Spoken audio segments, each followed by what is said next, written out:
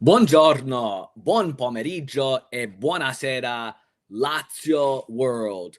Welcome to our instant reaction pod.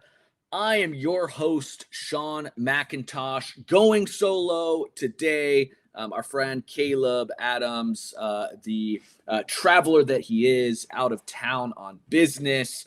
So I'll be reacting alone here to chat Hellas Verona, Lazio, and what was a bit of a snoozer for all of us, but in the end, job done. 3 points, and boy, it's been quite some time. This ends a 4-match winless streak for Lazio, dating back to that chaotic, historic, wild match against Parma, in which Lazio saw themselves down to 9 men before a late Noslin winner. Seems like ages ago, but Lazio won. Hellas Verona nil, another clean sheet. A lot to talk about. Tons of things to be frustrated with, as usual, with this side.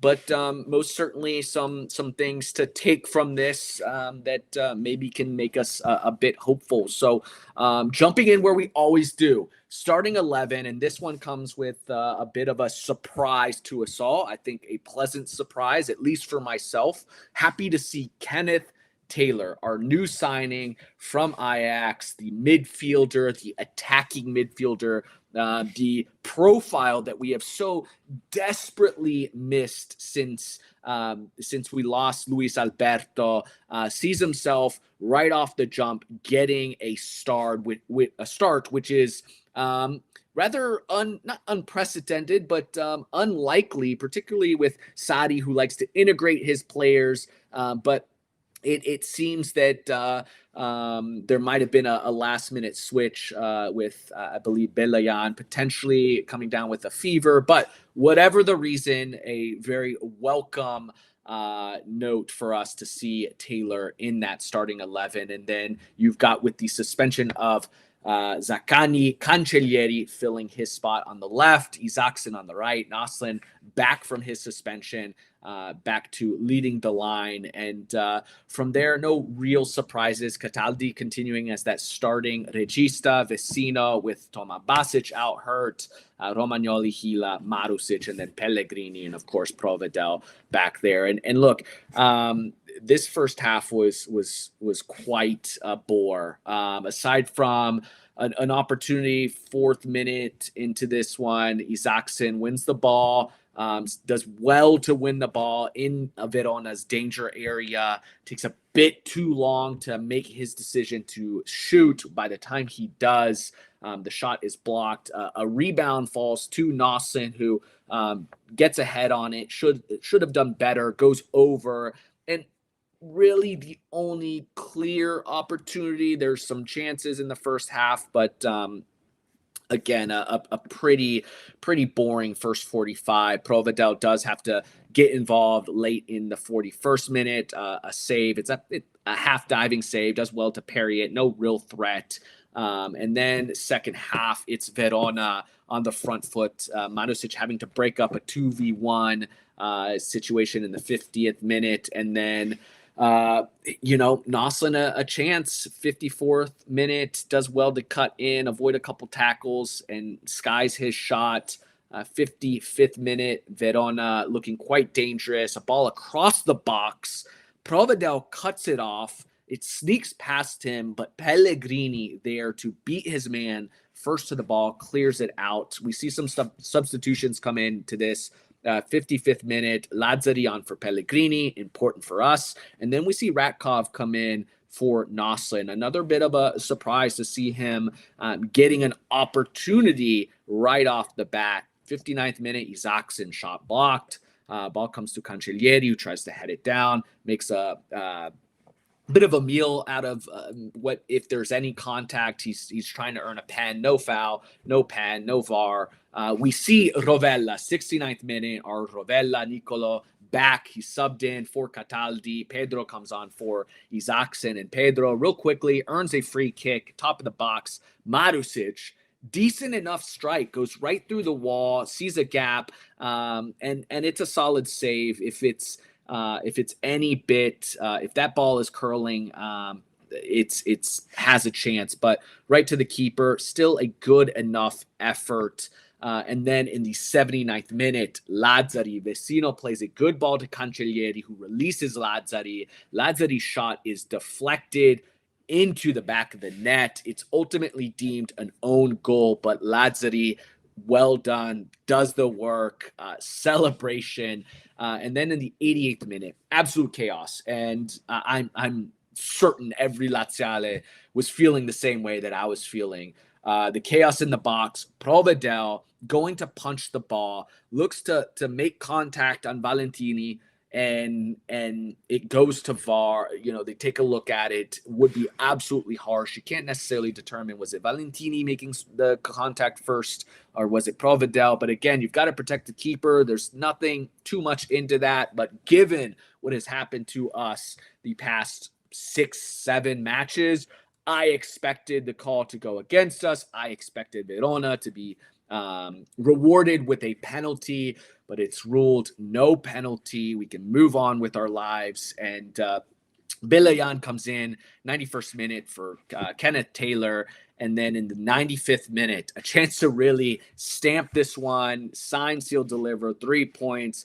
Ratkov plays a brilliant ball to Cancellieri. Cancellieri with some space in front of him, defender on him, elects to take his man on, while Ratkov, really brilliant. Ratkov's ball to Cancellieri, and then immediately makes the run. He provides an option to Cancellieri. Cancellieri has one of two things that he could and should do in that moment. Either play the ball to Ratkov and give him an opportunity that essentially it's all but a goal, unless he's got the finishing quality of Isaacson. It's all but a goal. Or Cancellieri could take the ball into the corner flag and kill this one off. Instead, he goes for option 3. He elects to take his man on. And look, I thought there may have been contact there. He plays the ball past his defender and tries to use his pace to run by him. Goes down to ground. Maybe he's making a meal of it or not. But either way, Cancellieri makes the wrong decision. But it doesn't ultimately matter. This one ends 1-0. Lazio, big 3 points. My 3 words or less to describe this match is finally some luck. Because that's what it took in this match. Now, the stats would suggest that Lazio is maybe the better side and by a slim margin. Possession-wise, 64% possession for Lazio to 36% to Verona. But expected goals, not a big gap, 0.89 to Lazio. Again, a match in which we were under 1 expected goal to 0.53. Shots, 11 for Lazio, 10 to Verona. 2 shots on frame for Lazio, 2 on Verona. No big chances from either side. No what Futmom would categorize as a big chance. Pretty even, and not a lot there. Not a lot for a average Serie A fan, or if you're tuning in and trying to consume football or calcio or soccer, whatever you call it, and you see Lazio, Verona. This one is not selling Serie A as a primetime league. Really, really tough to watch. But finally, something goes our way. And I said this in the text group that I'm in with some friends that are Laziali. When we scored the goal, I was like, okay, a little bit of luck, sure, going our way. But typically when we have a bit of favor and fortune, it only goes against us minutes later. Udinese was the prime example, and very fortunate to finally get luck on our side and then to escape any sort of cruel ending. And so this 3 points, a sigh of relief. And there's some positives that we can take from it, as excruciating as it was to watch. And thank the heavens this wasn't a 3 a.m. match for me, because there's no way I would have been able to keep my eyes open. But I say all that, and we can talk about, we can talk about tactics, and we can talk about coaching decisions, and we can talk about all of that and what could we have done better to position ourselves and formation and all of that. And honestly, we've got a we've got a when you look on paper at this squad that was lined up today, particularly when you look at the attack, it's a Serie B squad. I mean, that's a Serie B attack without Zaccagni in there and Cancellieri, Isaacson, and Noslin. That is a side that would likely be fighting for relegation, and it's there's not a ton you can do. And even our midfield, we get Taylor in, okay, but we're relying on Vecino putting in 90 minutes. You know, it's not a squad that is littered with technical ability and talent and loads of depth. So we're really struggling. And so it makes sense to see a match that was a bit of a snoozer. But as I dig through all of those negatives and what was a tough watch, I can be positive in that we escaped without suspension, and there was no penalty, no VAR against us, no suspension. Romagnoli goes into this match really having to be careful because one yellow and he's suspended for an important match against Como. Any chance of Europe hinges on our match next Monday against Como. So to keep him unscathed, no other suspensions, no red cards, given what has happened to us the past, X amount of matches, important to leave this match with no major injuries and no suspensions. We get to see Rovella, our starboard, Nicolo Rovella, back and looking, it wasn't an extended period, but looked sharp. And comes out of this one without a yellow, which the way that Rovella plays is always a bit of a shock. So good for him to come in, get his legs underneath him, and now you've got the question kind of rolled out for all of us is who is our starting regista against Como? Is this the handoff from Cataldi to Rovella? And so that was nice. And getting to see these new faces, getting to see Taylor right off the bat as a starting player, getting to see Rakov come in with 30 minutes or so of playing time was both a shock and it also signals a couple of things. It signals perhaps the lack of trust that Sarri has with other limited options, Beleyan, notably for Taylor, unless it was a fever that kept him out. But for me, it's nice to see, and maybe it comes because we don't have depth and options, but historically, particularly with our winter signings, we never get to see these guys play. And I thought by and large, they looked decent, and they at least, Ratkov didn't do much, didn't have a ton of opportunities until that 95th minute. I think he showed at least the wherewithal to make the right pass to Cancellieri. Taylor looked solid, particularly the first 10, 15 minutes. I thought he looked quite sharp. His touch on the ball, he obviously has technical ability. I thought he faded maybe throughout the match, and that's probably more a symptom of just our playing style not being completely integrated into the team. I wish he would have found himself on the ball a bit more because that's what we need him to do. But I expect that to progress and to change once he has more training sessions and once the team starts to understand his characteristics a bit more. So, all in all, can't complain. 3 points. We've been starved for points, and so to come out of this one with all three, despite the way it comes about, I was fairly happy. If I'm handing out a man of the match for this one, it's probably going to be Mario Gila. I thought Mario Gila, just one of those classic matches from him. He's cleaning up. He's making the final tackle. He's good on the ball.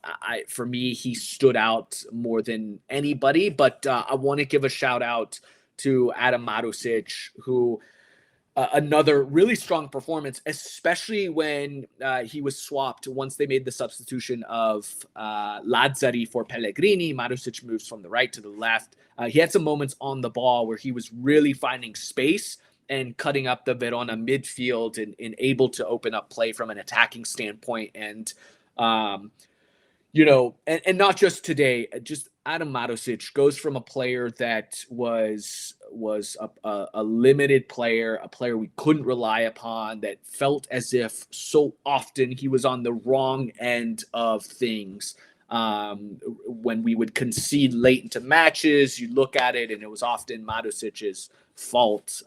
And he has turned himself from a player that we really couldn't rely on to one of our most reliable players in so many ways.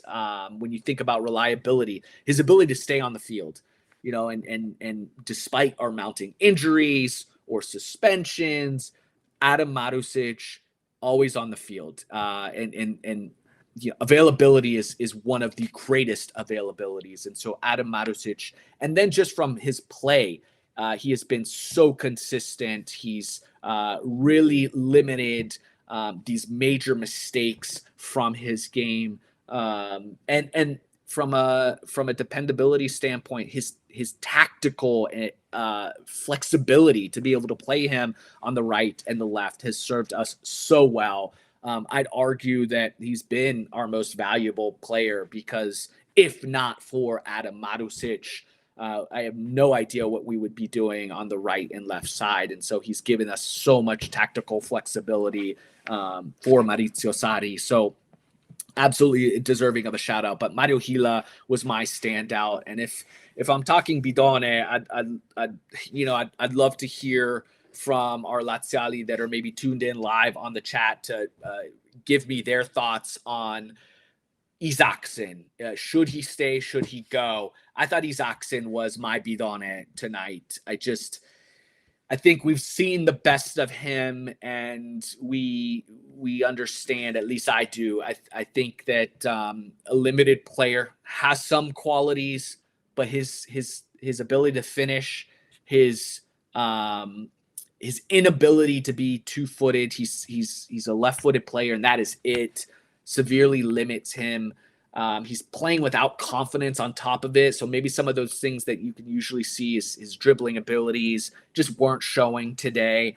But his lack of finishing and some of the decisions, I just think he's such a limited player. And I'm concerned that we'll never see anything more than what we're seeing now. He is not a starting player for this Lazio side, at least not what we've seen. He's either really inconsistent, and we see some spurts where you get a couple games of a good Isaacson, and then it's 4 or 5 mediocre matches from him. But if I'm looking at players to move, if we are in need of some finances to make any additional moves, he's probably the number one player. I know there's some rumors about Brentford and Cancellieri, but given the option, if I had to choose between Isaacson and Cancellieri, I'm keeping Cancellieri. There's a little bit more tactical flexibility as well. He can play on the right, he can play on the left, he can play as a striker if need be. Now there's certainly some limitations to Cancellieri's game as well. Today was not a particularly great game from him either. Talked about that 95th minute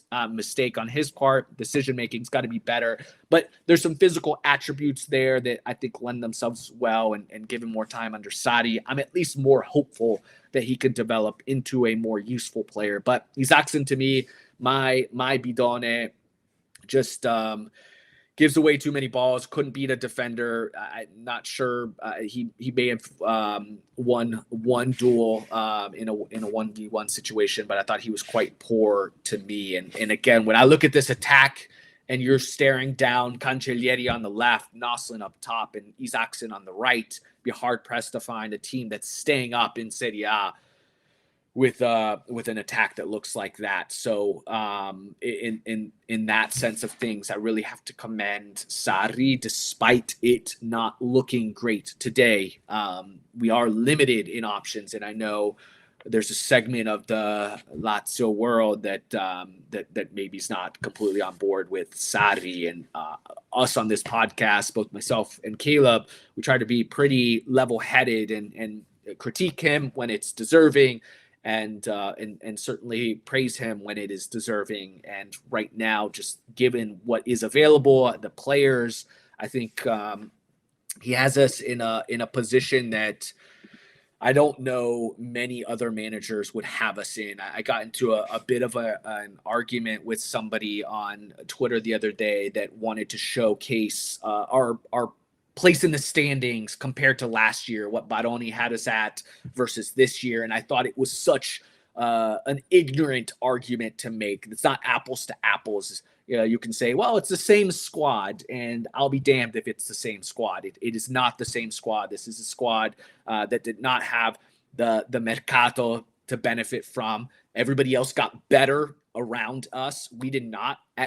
At absolute best, we stayed stagnant, which we know in football that is not what happens. If you're not getting better, you're simply getting worse. And given all of the calls against us, look, statistically, things have gone against us.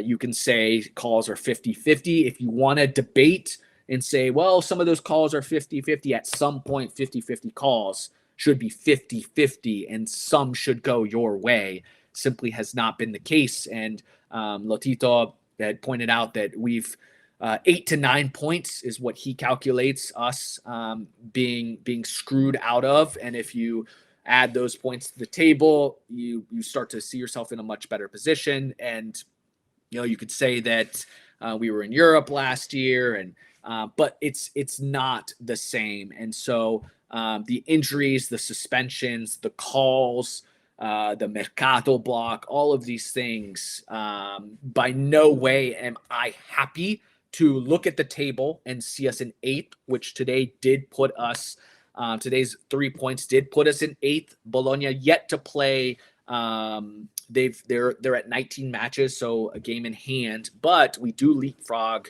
the likes of Bologna. We are only 3 points behind Atalanta.